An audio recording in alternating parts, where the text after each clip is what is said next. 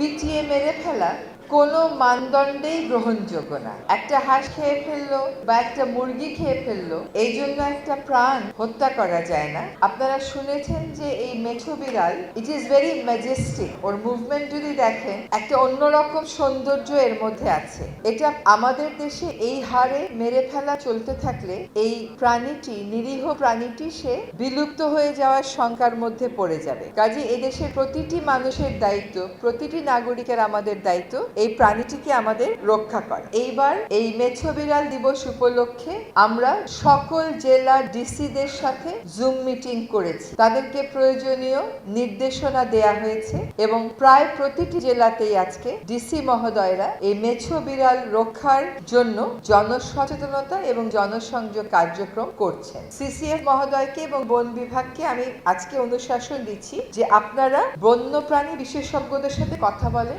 এবং আজকে যারা এই প্রতিযোগিতায় অংশগ্রহণ করেছে এদেরকেই আমাদের পরবর্তী কার্যক্রমের ভিত্তি ধরে আমরা জনসচেতনতা এবং জনসংযোগ কাজগুলো চলে বর্ষব্যাপী করি এবং এটা ইন্টেন্স করি নভেম্বর, ডিসেম্বর, জানুয়ারিতে, যখন এই প্রাণীগুলোকে বেশি মেরে ফেলা হয়। ডিসি মহোদয়দের পাশাপাশি এসপি মহোদয়দেরকে আমরা বলবো যে বন্য প্রাণীর বিরুদ্ধে যে নিষ্ঠুরতাটা হয়, যে অপরাধটা হয়, তা সেটা মেছো বিড়াল হোক বা অন্য কিছু হোক, সেটার ব্যাপারে তারাও যেন এগিয়ে আসেন এবং ডিসি মহোদয়দেরকে অনুশাসন দেওয়া হয়েছে। আমি মনে করি যে এসপি মহোদয়দেরকে নিয়েও এরকম একটা আয়োজন আমরা করে ফেলতে পারি। জনসংযোগ, জনসচেতনতা, কম্পেনসেশনের পাশাপাশি অবশ্যই অপরাধীকে শাস্তির মুখোমুখি করতে হবে। সে একটা প্রাণ নিয়ে নেবে আর সে শাস্তির মুখোমুখি হবে না এবং শাস্তির ক্ষেত্রে আমরা লিনিয়েন্সি দেখাবো, এটা হতে পারে না। আইন যদি মানতে আমরা বাধ্য না করি তাহলে আমাদের যে দীর্ঘদিনের কালচার আইন না মেনে চলা, সেটাই কিন্তু অব্যাহত থাকবে। এটা কোনোভাবেই হতে দেয়া যায় না। পর্যটন শিল্পকে বাঁচাতে গিয়ে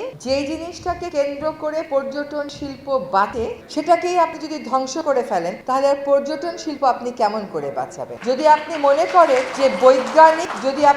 করেন যে বৈজ্ঞানিক যে বিশ্লেষণগুলো আছে দেশীয় এবং আন্তর্জাতিক, যেখানে বলা হয়েছে যে 2045 সালের মধ্যে সেন্ট মার্টিন ডুবে যাবে যদি প্রবালের ক্ষয় আমরা রোধ করতে না পারি, সেটাকে আপনি কেমন করে অবজ্ঞা করবেন? আপনি 8,000 দ্বীপের 8,000 মানুষের দ্বীপে পর্যটনের নামে প্রতিদিন 10,000 লোক ঢুকাবেন। আপনি যদি ওই দ্বীপের বাসিন্দা হতেন, আপনার কেমন লাগতো? আপনি যাদের হয়ে প্রশ্ন করছেন, সেই জাহাজ ব্যবসায়ীরা, সেই হোটেলের মালিকেরা, তারা কি সেন্ট মার্টিনের মানুষ? আমরা স্থানীয় জনগণ কেন্দ্রিক পর্যটন করব সেন্ট মার্টিন। স্থানীয় জনগণ কেন্দ্রিক যখন পর্যটন হবে, আপনি রাতারগুলে গিয়ে দেখে আসেন, সেটা কিন্তু ধ্বংসপ্রাপ্ত হচ্ছে।